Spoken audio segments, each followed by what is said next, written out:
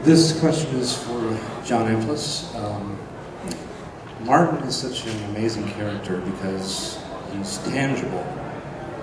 Even when he's exhibiting the most extreme behavior, we still feel as though we can relate to him, and that's an incredible feat. So I'd like to know what Mr. Romero brought to the table pre-production and during production, what you brought to the table to help create this character. How did you fuse those creative elements to bring Martin to life? Wow, that's a hard question to answer. For most actors, well, I should speak for myself. For this actor, I really try to pay attention to what's on the page. And George wrote the script, and I think George does his best work when he does his own writing. He created this character, and he created everything about it. I think the thing that helped me while working on it is that I had an immediate kind of empathy with the character due to the fact that I wasn't raised by my own parents. I was shipped around a little bit.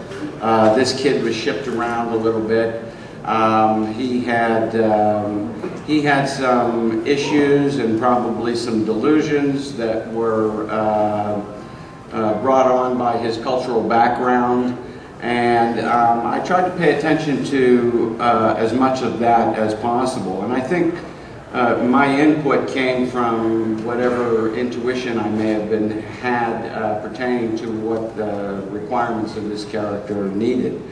I was gratified to be able to, in one way, create a character that was empathetic, and yet at the same time what he was doing was,